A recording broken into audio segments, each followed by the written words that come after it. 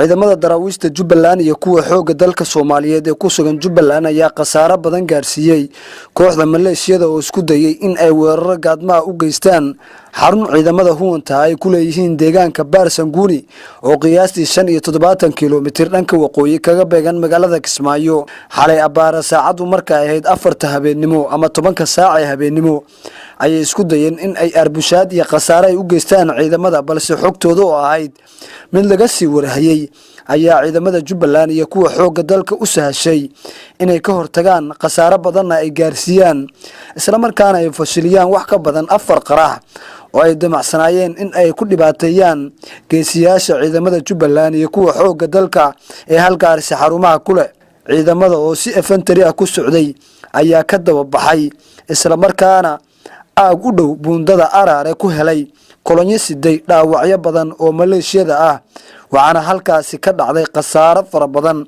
tiro lagu qiyaasay 73 maleeshiyada al-shabaab ah ayaa la dilay, waxaana la gubay 3 gaari oo nooca dagaalka ah iyo 1 gaari oo nooca rakaabka ah ee loo yaqaan UD, kaasi oo ay saarnaayeen in ka badan 60 ka tirsan maleeshiyadka al-shabaab oo halkaasi ku nafbaxay.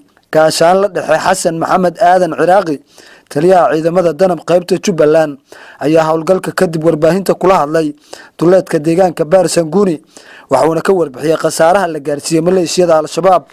ilaa meesha la yiraahdo waxa weeyaan Araare ilaa Koban intaas oo dhan bay ciidamadu waxay caydsanayeen nimankii cadawga ahaa ee soo weeraray xerada Baarsanguuni. runtii waxa weeyaan nimanka cadawga jab iyo halaag baa halka ka soo gaaray. waxaanu anagu maanta aanu ku guuleysanay inaanu cadawga baabi'ino 75 cadawga ka tirsan oo al-shabaab yaanu maanta waxa weeye dhimashadooda ummadda Soomaaliyeed una soo bandhigaynaa una cadeynaynaa. waxa weeye dhaawacuna inta uu ka sii badan yahay ilaa waxa weeyaan ciidamada Soomaaliyeed iyo ciidamada caalamiga ah waxa weeye ummadda Soomaaliyeed caawinaya ilaa meesha ugu dambaysa ee ka guuleysanana ka harimayno.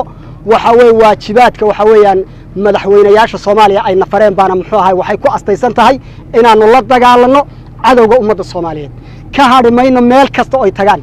jilib baanu ku galaynaa, kabsuumaanu ku galaynaa, waxaanu meel walbaanu ku galaynaa.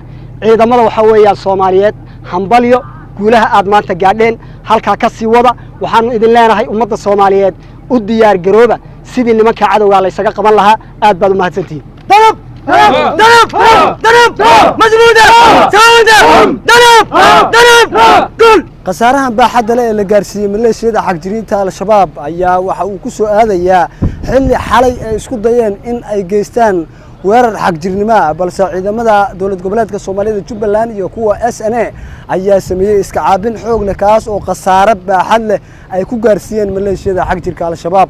Sabriya Soomaali, warbaahinta dowlad goboleedka Soomaaliyeed Jubbaland, deegaanka Muuse Xaaji ee waqooyiga magaalada Kismaayo.